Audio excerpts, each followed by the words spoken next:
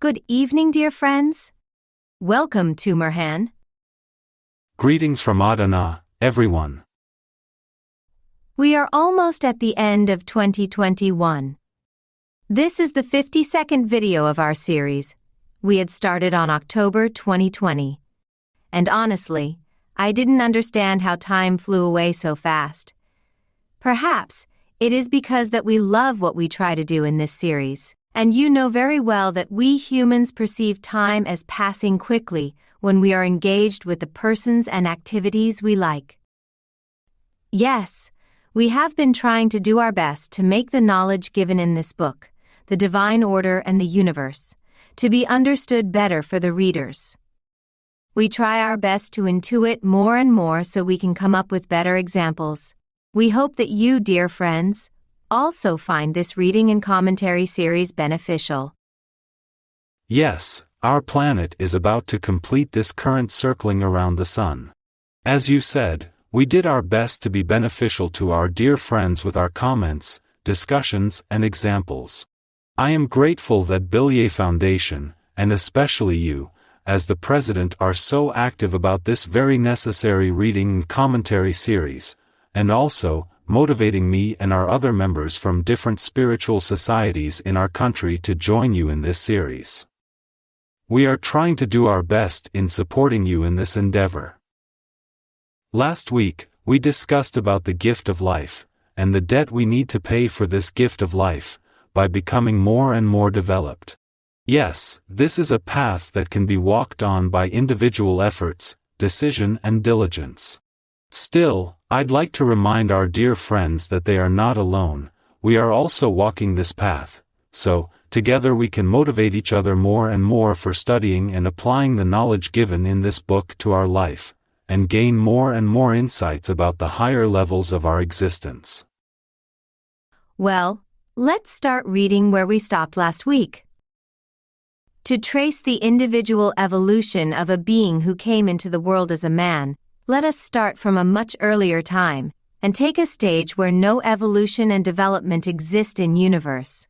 Here, to be able to give the intuition about the factors the development progresses by, we will use a symbolic scheme of a projector. We would like to repeat that the scheme we will use here is only to give some an impression about these truths. Previously, we talked about the sublime principle, of which we cannot say anything about its true nature, which governs spirits as well as universes. From among the forces of this principle orientated to infinite universes and spirits, we will give the intuition of the one orientated to our universe by merely this symbol of a projector. However, this projector will not be the original principle governing universes and spirits. It is only a force of it, pertaining to our universe, that is, to the relation of matter, universe, and spirits. This can only be expressed that much. The original principle's state or aspect pertaining to our universe, which we symbolize with the word force, certainly does not fit into the ordinary meaning of such a word. For not only this word but no other motion, word, meaning, or image exists in our universe to sufficiently express this state. Since we are helpless, we express the aspect of the original principle orientated to our universe, and the spirits that will render their applications there. Even these expressions are symbols incapable of expressing the originals with the word force. Therefore, according to this expression, which we will, again, symbolically explain with this symbol, the force is the whole of the necessities of the original principle, which are intended for the cohesion of all the matter possibilities with the evolutionary needs of the spirits pertaining to our universe. Let us elaborate on this. In this force of the original principle are inherent the states related solely to our universe, which we symbolize with the concept of evolution, from the needs of the spirits pertaining to infinite universes, as well as all of the matter possibilities of our universe, which are the counterparts of these needs. So, realization of the purpose of this force, which contains the needs of the spirits and all possibilities of universe matter, of the original principle, which is to make a unity by unifying the spiritual needs and matter possibilities, gives the ultimate and most sublime implication of the meaning we express with the word evolution. This intuition is about the need of spirits pertaining to our matter universe of the infinite universes, Here, there is no word uttered about the other universes. Many concepts that are expressed in this passage have been mentioned and explained in many ways in the previous and the further pages of this book. Yet, by giving this symbol of a projector, I feel that the plan saw the need of providing an intuition about how the order in the universe work, and this symbol of projector is used to convey this intuition. And the task for the readers of this book is to read this and a few more passages in the following pages with rather intuitively, I mean, not in a mental, logical, and rational manner but in a different manner, in a state that we are more open to our being that has a whole comprehension compared to us, that by taking and receiving more from our being, by trying to become more unified with our being. Then, the readers and students of this book may reach a state of having more breakthroughs, more conceptual insights. Again, let me tell you that this and the following passages contain profound knowledge, if our dear friends can ponder upon these passages and try to understand better by studying these, as we read soon. The ones who receive this knowledge will more powerfully gain the intuition of the truth. Now, in this passage, we encounter these concepts like original principle, spirit, matter universe, the necessities and the force. Above all else, we need to remember what we have discussed in the previous videos. None of these infinite universes carries the quality of any other. That is, infinite universes don't evolve into any other.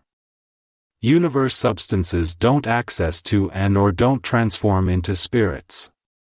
Also, universe substances or spirits don't reach to and/or transform into the original principle.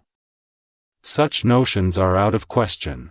And our dear friends may remember the passages we read where the original principle is defined as the unattainability of unattainability, and many explanations were given about this concept. Therefore, we must understand that this principle is outside of all those infinite concepts of meaning and nature that we cannot know about. Why? Because we can only have knowledge about the processes only within the matter universe. And the projector symbol here is used to give an intuition about the force of the original principle. I mean, among the infinite forces of the original principle, we now talk about the force pertaining to our universe, and this projector symbol is to give us an intuition about this force. And also, we must remember that the term necessities contains everything, as we had read in the previous pages. In our universe, in universes and amidst spirits which are above the universes, necessity encompasses everything. Necessity is the expression of situations that are stated and determined in the original principle. We need to elaborate on this concept of necessity. That is, the needs of the spirits, and their evolution that we understand as the counterparts of these needs in our matter universe. Again, this concept of evolution stands out in this passage. Evolution is the expression of the acquisition of the spirits regarding the matter universe. And evolution is gained through the applications in a given universe in accordance with the necessities determined by the sublime principles. And for these applications to emerge, the necessities determined by the original principle are placed at the unitary that is the unity of the comprehensions of our matter universe. And as the result of this placement, those necessities permeate through each and every particle of the matter universe, as influences. Again, we must remember that the evolutionary needs of the spirits are a necessity. We must elaborate on this. And matter's state of responding to this need is another necessity. For evolution to occur, the relation of spirit and matter must occur. And this state must exist or must be provided in accordance with the sublime necessities. So, the force we read in this message emerges. We read here. Since we are helpless, we express the aspect of the original principle orientated to our universe and the spirits that will render their applications there. Even these expressions are symbols incapable of expressing the originals, with the word force. These two needs overlap or complete each other. What were those needs? One is the evolutionary need of spirits. The other is all kinds of response, all kinds of possibilities of matter to address this need. So, gathering and overlapping these two states is expressed by the term force. Yes, the plan admits that this is not a proper word but still states that we will use this word from now on. And, we read here. So, realization of the purpose of this force, which contains the needs of the spirits and all possibilities of universe matter, of the original principle, which is to make a unity by unifying the spiritual needs and matter possibilities, gives the ultimate and most sublime implication of the meaning we express with the word evolution.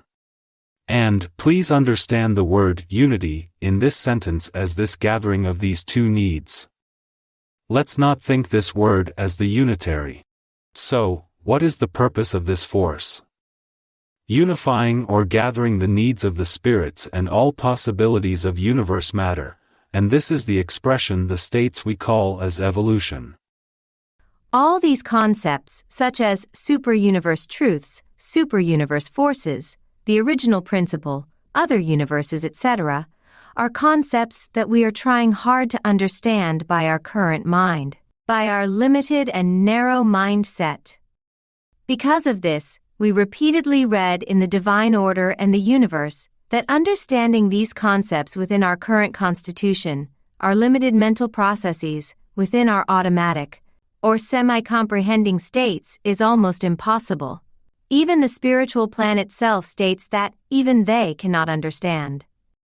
Yes, we remain limited as such, but we try to intuit a small part of these by symbols, metaphors, and similes. The book warns and advises us that such concepts cannot be grasped by mental intelligence, but can only be intuited. First, I'd like to remind our dear friends to read the previous pages of this book, and/or watch our previous videos. Because this book revisits the concepts mentioned at the beginning in ever-widening spirals of explanations, you may find this useful. And secondly, soon, we will be reading much higher and profound explanations about the purpose of the human stage in the evolution of spirits. So, I'd like to suggest our dear friends to read or listen these passages as in a flow, to let these sentences to be received by their intuitions rather than intelligence. Yes, here the book states again that there cannot be any direct connection between our universe and other universes. Hence, we cannot know the evolutionary needs of the spirits regarding their states and connections with other universes, and we can only progress and advance by observing and knowing the matter of our own universe and its myriad appearances. After all, considering the fact that even our own universe is infinitely immense, and even the greater space or astronomical cosmos we can discover and observe is very limited within our hydrogen realm. We are not even a speck within the infinite appearances of the manifestation within matter within layers and levels of many realms. Even though seen from this perspective, we can have a glimpse or an intuition about the magnificent working of the system. At every point, realm and cosmos of the universe, the myriad variations of matter at myriad scales of subtlety emerge in accordance with the evolutionary needs of the spirits. In our previous videos, we had discussed how all that feedback and influencing mechanism between the beings and spirits bring out further formations, deformations, transformations in matter, and how all those activity and motion become transformed into essence knowledge of the beings that to be transferred or reflected to their spirits. I think one of the best properties of this book is that the divine order and the universe provides us with the mechanisms of each spiritual knowledge, appearances, and experiences we had so far, and we read and learn, as in this passage we discuss now, that for what end these mechanisms work, and to what destination they lead us.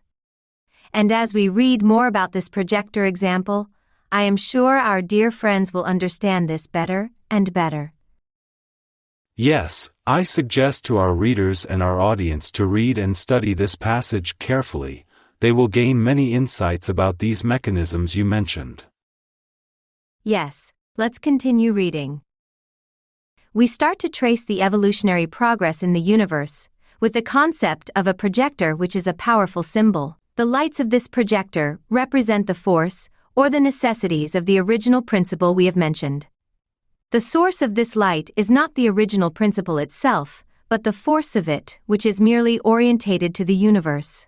On this topic, it should be needed to suffice with so much intuition and not to attempt to go further. Otherwise, mankind can gain nothing but falling into vast and inconclusive confusion from which they cannot pull through. So, this light, coming out of the source, which we gave an intuition about above as a cone, descends at the universe substance, the primary matter that waits at that moment as inert, amorphous, and passive. The tip of the light is in that force, and its base is in the primary matter. It should be remembered that in this light are inherent both the needs of the spirits and the possibilities that will manifest in matter in the face of these needs, and these needs and possibilities will be unified only within this light, and the evolution will be executed. So, we call these executor forces of the light as necessities. Therefore, the necessity has a distinct aspect and state according to each universe, and its aspect belonging to our universe is the force of the original principle, which is directed at finalization of the unity of the needs of the spirits with the matter possibilities. The first place which this projector light lands on in our universe is the amorphous state of primary matter. These expressions should be intuited, without thinking in terms of spatial concepts in the world, because there is neither a place nor a distance. These images are mentioned only about the aspect of this great truth which addresses mankind, to be able to give intuitions. The zone where the cone of light first lands the amorphous matter is immediately illuminated. This illumination at the base of the cone of light, which is in the primary matter, expresses the needs of the initial spirits which to start application have encountered the matter possibilities at that zone of contact. Here the base is yet dimly illuminated and too distant from the tip. This is why we call this zone an obscured stage. This is what occurs in this zone, on the face of the needs of spirits which are inherent at the end part of the light, that is, at the base of the cone which connects to matter.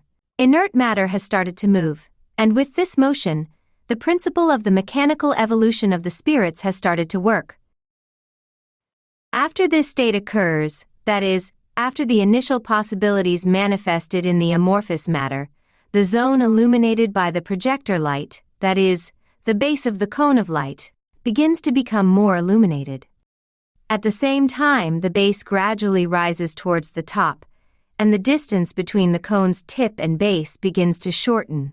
However, this distance should not be considered a distance that can be measured in kilometers, and it should be remembered that these are each symbols. As matter's possibilities to manifest increases, the base of the cone becomes more illuminated and continues to get closer to the top.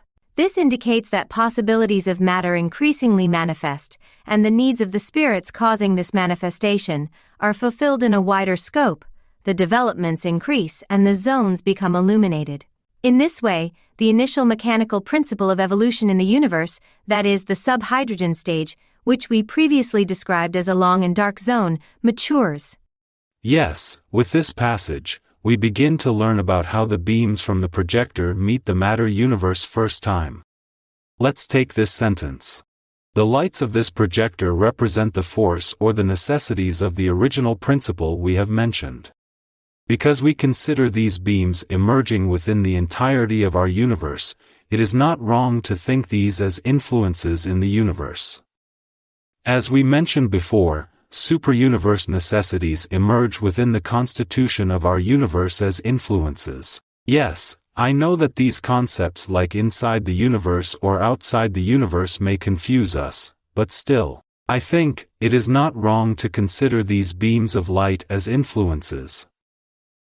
And another sentence. The source of this light is not the original principle itself but the force of it which is merely orientated to the universe. On this topic, it should be needed to suffice with so much intuition and not to attempt to go further. Well, as you said earlier, human mind always tries to understand. More correctly, it wishes to understand beyond of things. However, when we start thinking the source of the source, the source of the source of the source, etc., such thinking stops becoming understandable. That is why we read here. Otherwise, mankind can gain nothing but falling into vast and inconclusive confusion from which they cannot pull through. Yes, we have this trouble when we try to get some more meanings from the beyond of the things and concepts at hand. Later, we read, and these needs and possibilities will be unified only within this light and the evolution will be executed. We had discussed this before reading this passage. There was a word, purpose. The purpose is to unify the needs of the spirits with the possibilities of matter. And this unification or corresponding of these two find a chance for actualization by this light, by these influences. Then, we read, the necessity has a distinct aspect and state according to each universe, and its aspect belonging to our universe is the force of the original principle which is directed at finalization of the unity of the needs of the spirits with the matter possibilities. Again, the book expresses that what brings these needs and these possibilities together is the one of the infinite forces of the original principle, and this force is pertaining to our universe only. Later, we read, these images are mentioned only about the aspect of this great truth which addresses mankind, to be able to give intuitions. As it is obvious in the title of this book, it is all about the workings of this universe. And when I read this great truth, what it evokes in my mind is this. I am in a state requiring me to understand all knowledge about the initial activation of this universe, to understand how this divine order progress, and how this order becomes on and off. And here, in this passage, what do we read? With this projector example, we see how this entirety of necessities reflected or transferred to the amorphous matter that is the primary matter of this universe. At this point, we need to refresh what we learnt so far because in this passage the book refers to amorphous matter and amorphous milieu. At the beginning of the book, we had read the main characteristics of matter in 4 sentences. First, there is no trace of any motion in the amorphous matter, it is the absolute and complete motionless state of matter. Second, since all features and qualities seen in matter are but the manifestations of motion in it, a form, feature or quality of amorphous matter, which means the absolute motionless state, is out of the question. Third, since such a state cannot be comprehended, although amorphous matter exists, for humans, this is equivalent to saying that it does not exist. And the fourth and the last item on this first page of the book expresses our current state, since amorphous or primary matter, because of its quality of absolute motionless, cannot make any movement or stir by itself, it is impossible for it to initiate a motion by itself. For the amorphous matter to move, an external influence must arrive at it. After reminding these 4 characteristics of amorphous matter, we can continue discussing this passage. Yes, the states pertaining the applications of a spirit that will begin those applications in the universe for the first time, are projected to the amorphous state of the universe. And this process of projecting is provided through the entirety of the necessities and the force, determined and provided by the original principle, as we have been discussing this evening. And as the result of this projection, right away motion begins in the amorphous milieu. We had mentioned 2 necessities, one, the evolutionary needs of the spirits, and the other, the response matter will give to these needs. Therefore, these 2 are provided for each other at that point, and we see how the unity of spirit and matter is initially brought together. And the spirits have to go along with these initial motions in matter at first. This stage we talk about is the first and crudest stage of matter universe, and due to this projector example, this stage is the first stage illuminated, that is why this stage is called a dark stage in this book. Let's think, when we turn on a projector in the darkness, what happens? That projector illuminates a certain field of influence. Towards the margins or boundaries of this field of influence, there is not much difference between darkness and light, but the center of the projector is still very bright. So, this field where there is little distinction between the dark and the light is the first zone illuminated by the projector, as stated in the book. And the characteristic of this dark stage is, spirit's evolution at this stage is not fast and easy as the development of matter, and spirits don't connect to matter yet, but they simply shift or pass from matter to matter. Again, in this stage, spirits don't have any chance to influence the progress and motions of matter. Spirits simply observe and go along with matter in a passive and mechanical manner. So, in this subhydrogen stage that is called a dark milieu, matter is a disarrayed whole, almost amorphous, and the evolution at this stage is passive and mechanical. Soon, we will read about how this process progress. You know, one of the most frequently asked questions to us is, will we go back to amorphous matter when we die? Well, once more let me briefly answer, no, we cannot go back to amorphous matter, because, as you mentioned, this is a state of matter without any motion. However, since that initial moment until this current moment, matter developed and became so complex that, after all those interactions between spirits, beings, and matter combinations, as we read in this book, within our universe, there is no matter that didn't receive any influence. We, our bodies, our subtle emanations, in short, everything we encounter and experience is matter that received influence and passed through certain stages of development. So, there is no chance for us to touch amorphous matter. In the scale of evolution and development, we are now incredibly far away from that stage. Of course, this progress didn't occur in a short period of time. Duration of that progress would be felt like eternal for us. Yes, our mind is full of such questions, and if it gets an answer, it feels at ease. Indeed, with such questions, we are in pursuit of mental comfort. In this sense, the divine order and the universe provides us with many explanations about such how and why questions, about those big questions. And in this projector example, the shortening of the distance between the tip and the base of the cone of light is all metaphorical. These examples are used in this book for making the concepts more understandable, for our minds gaining some insights and intuitions from such examples. Let's remember this. Now, let me read more about this cone of light. The base of the cone of light rises up to the starting field of the hydrogen stage.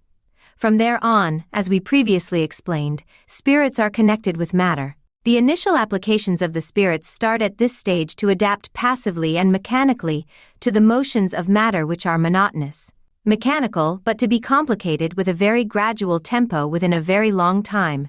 In this regard, we also call this stage the passive adaptation stage of the evolution. At this stage, spirits will be made accustomed to the motion of matter by being dragged passively within an imprisonment during a time that continues almost infinitely. Here, the base of the cone of light has been illuminated a little more and has drawn nearer to the summit.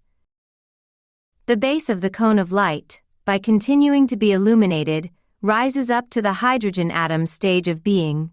From there onwards, with the initial simple active behaviors of the spirits, starts the principle of development in matter. Here, there is both the primitive activity of the spirits and the principle of automatism, which strictly controls and supports this activity. Afterwards, the cone of light, as it continues to rise, reaches up to the stage of building of plant bodies, which are preparing the beings to the intuitions that are the first sparks of comprehension.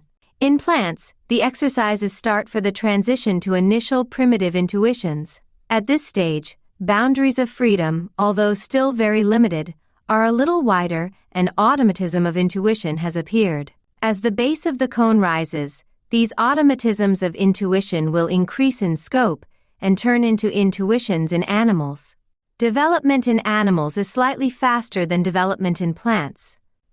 As the base of the cone rises from the stage of animality to the stage of humanity, the initial preparations of some features of comprehension in mankind start to emerge as well in animals. Yes.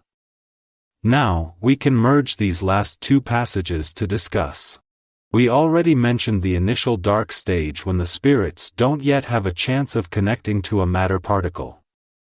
Now, let me briefly summarize the knowledge given in the previous pages so this passage becomes clearer. As matter begin to display slight motions, influences from the original principle arrive at in the midst of the disarrayed matter, and some gathering of matter occurs, and first objects, or more correctly, matter parts emerge, and as a result of this gatherings, these matter parts gain a magnetic field.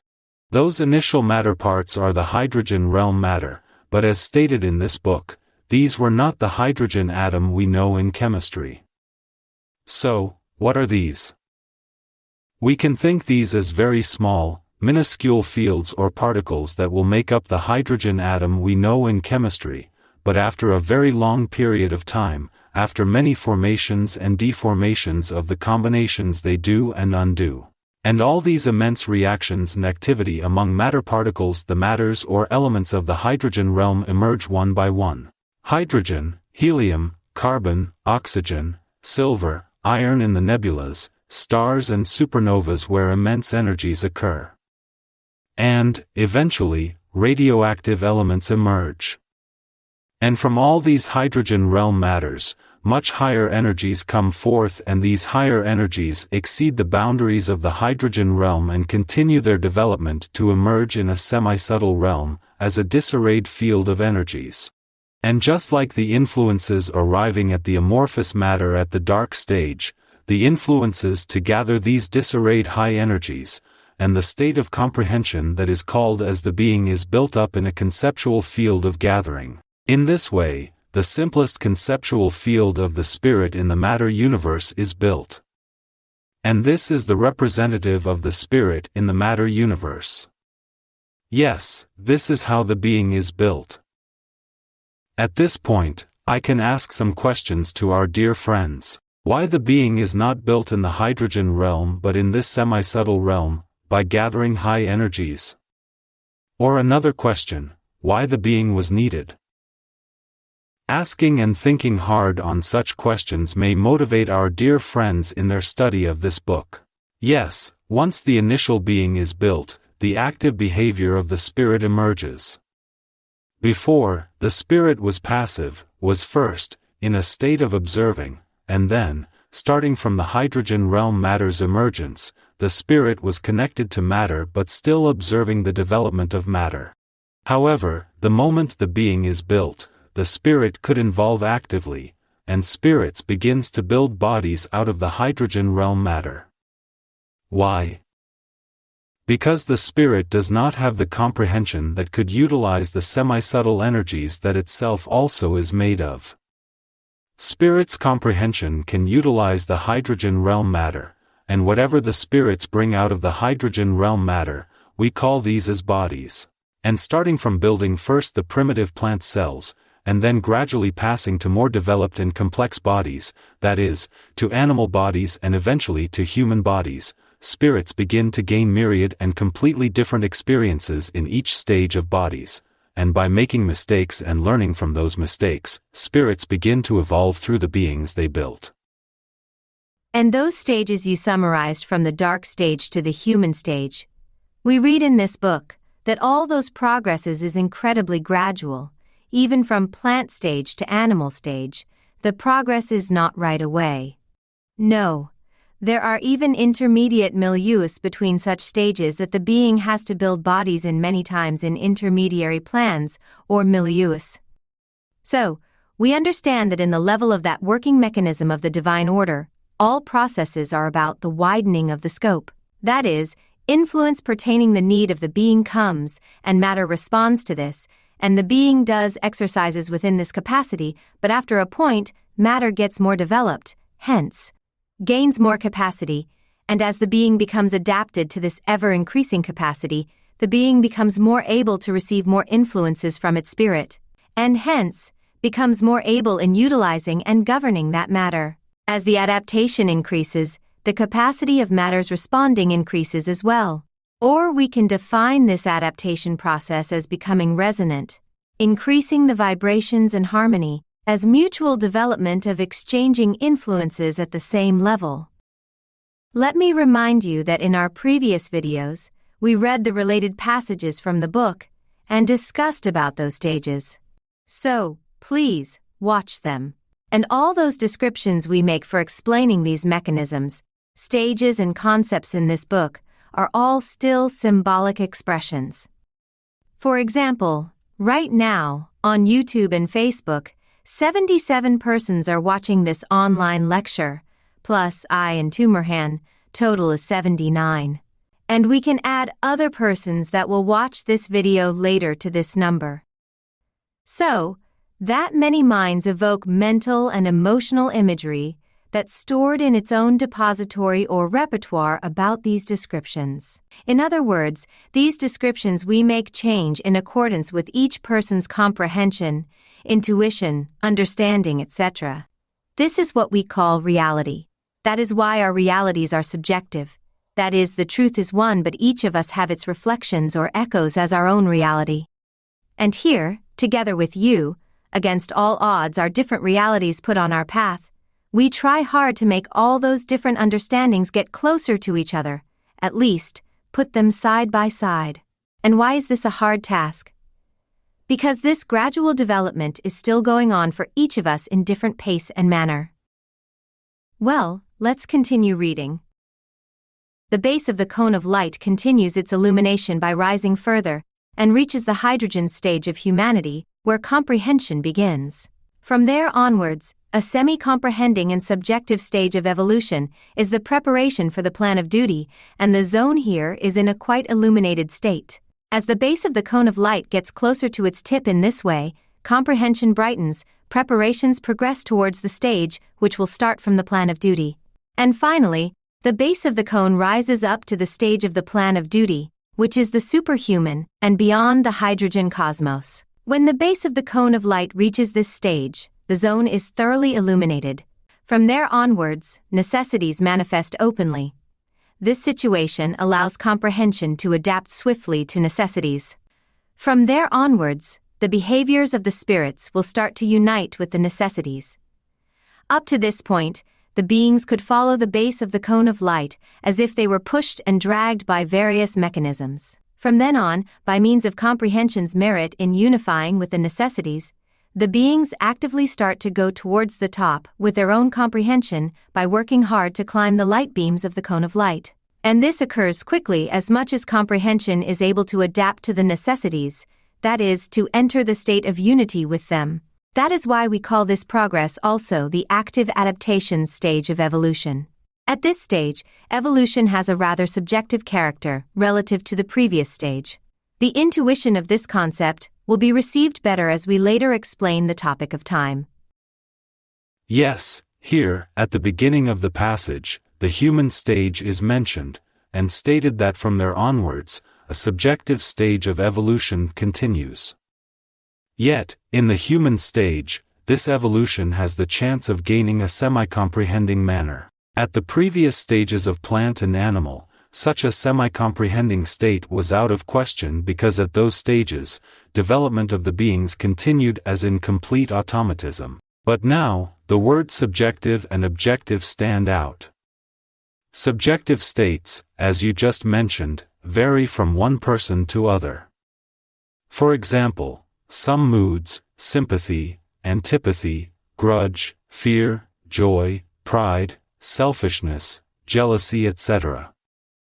These are all subjective emotional states, yet this book states that these are all of matter. And the objective progress only emerges after initial levels of the plan of duty. From that point onwards, necessities manifest openly, and this allows comprehension to adapt swiftly to necessities. Hence, the behaviors of the spirit start to unite with the necessities. Soon we will read more about this active progress of the beings. Another phrase. Up to the stage of the plan of duty, which is the superhuman and beyond the hydrogen cosmos. This is a point or field where the beings, or the spirits, through the beings, conclude and complete their knowledge about the hydrogen realm matter in the universe. When this point is reached, beings pass to an intermediary plan called as the plan of love, so they can continue their development towards their true purpose, that is, the plan of duty. Again, From there onwards, necessities manifest openly. That is, they don't vary from one being to another. There is nothing like this is according to Tülin, this is according to Tümerhan. And here, this situation allows comprehension to adapt swiftly to necessities. From there onwards, the behaviors of the spirits will start to unite with the necessities. We may think this in this way: each plan of duty is the appearance or manifestation of a necessity, its state within the universe matter. I think it is all right to think this as a whole that is gathered unity of comprehensions in order to ensure the order in the universe. Our dear friends might remember the tale of the Khidr and Moses in the Quran. Khidr and Moses travel together, and Khidr does some deeds that are very troubling for Moses. Actually, Khidr was executing necessities, and Moses, as the symbol of the human with subjective understanding, tries to find some causes and effects for these incomprehensible deeds under the control of his mind and emotions, and of course, this leads to some misunderstandings. And when Moses asked about those deeds, Khidr explains, and Moses understands that those seemingly negative deeds were necessary in triggering very positive results in the development of beings involved. Again, there is another interesting phrase, as if they were pushed and dragged by various mechanisms. A great force of automatism prevails in such development when the beings were as if pushed and dragged. The being is not comprehending in that phase but somehow forced to do things without knowing why it does this. The purpose is to make the being increase its essence knowledge. Up to which point? Well, until the being reaches the plan of duty. After that point on, beings begin to work by adapting the field as they comprehend why they do their duties. They begin their active adaptations. Because of this progress is named as the active adaptation stage of evolution in this book. And the main characteristic of the plan of love, which is an intermediary plan, becomes obvious here. The beings pass to this plan of love in order to learn how to adapt, to learn giving up even the finest traces of sensuality or earthly cravings in order to adapt by smoothly transiting through variations of love. Yes, that's all I can say about this passage.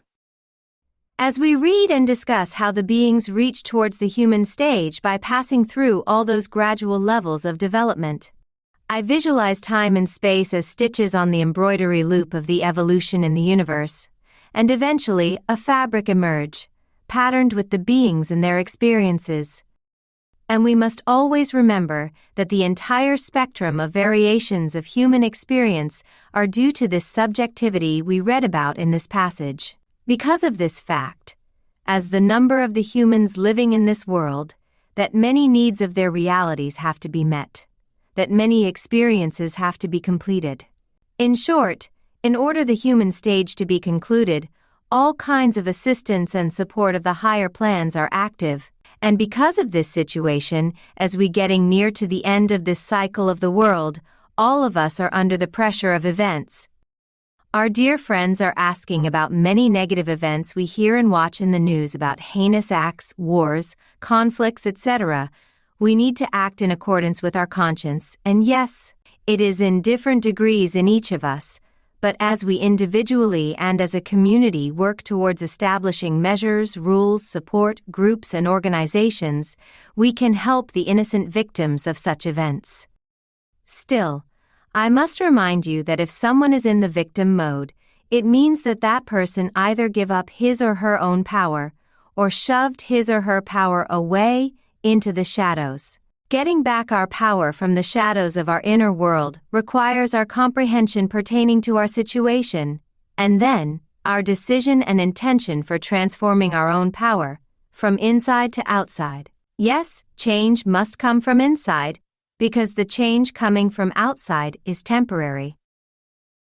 Yes, a new year is coming. Let's have such decisions and intention lead our change in the next year. Well, dear Tümerhan, thank you for your company in this series. Your comments were beneficial as usual. Thank you for inviting me to join you in this reading and commentary series of the Divine Order and the Universe.